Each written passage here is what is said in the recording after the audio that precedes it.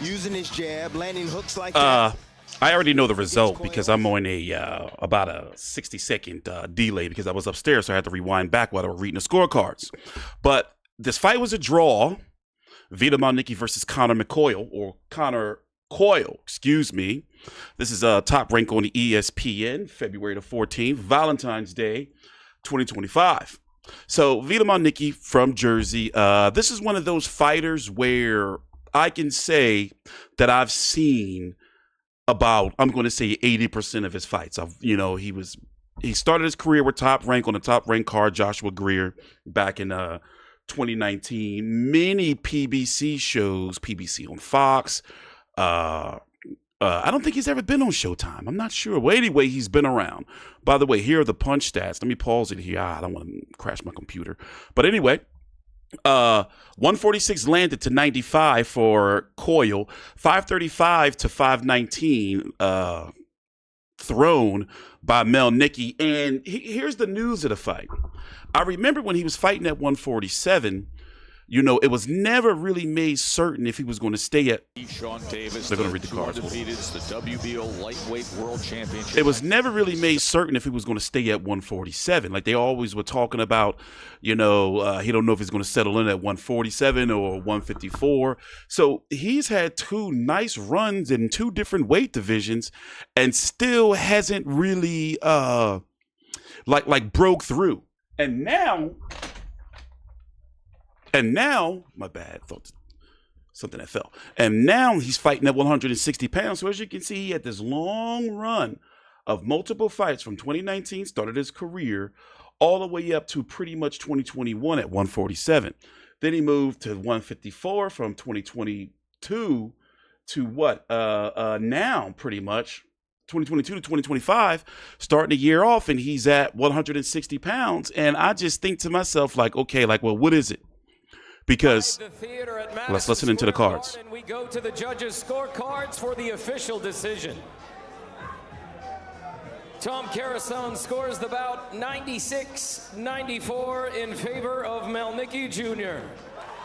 Ken Azzo and Kevin Morgan both have it 95-95, declaring this bout a majority draw. By the way, I have Mielnicki winning. Now they go majority draw. And here's the thing. We had said it that there were a few. I'm not going to give Mielnicki no shit.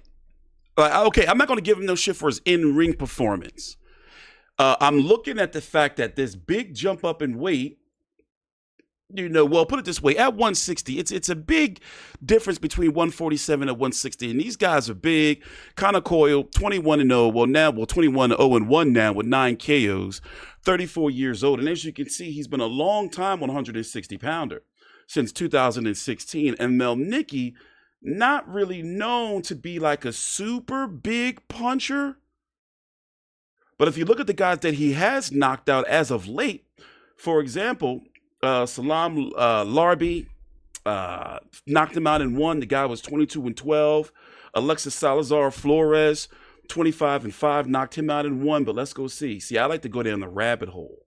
I've seen him fight before, though. And when you see this 26-6, you would think to yourself,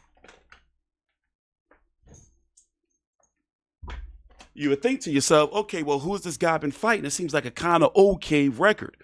But then when you start going down the trough here, you see a 13-11, a 4-11, a 19, I remember this fight, Carlos Adames.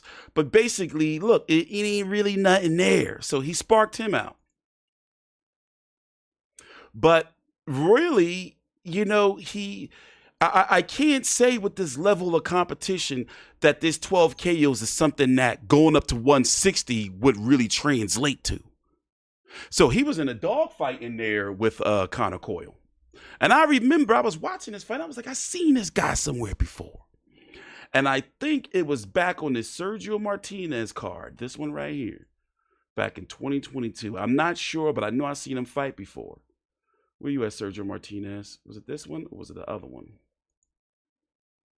It was a Sergio Martinez card in Orlando. I think it was this one.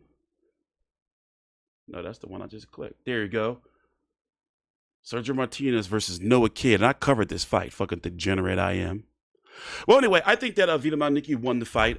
Very exciting fight so far. Hey, listen, this has been a very good card for Top Rank. I ain't gonna lie.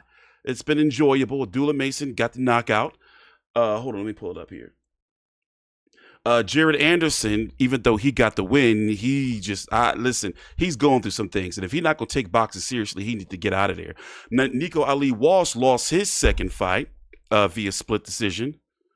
Keon Davis got a first round knockout. That was a first round, wasn't it? Rohan Polanco, how do you pronounce his name? And I'm sorry, he's been around a little bit. I'm getting back on the saddle, but I haven't seen too many of his fights.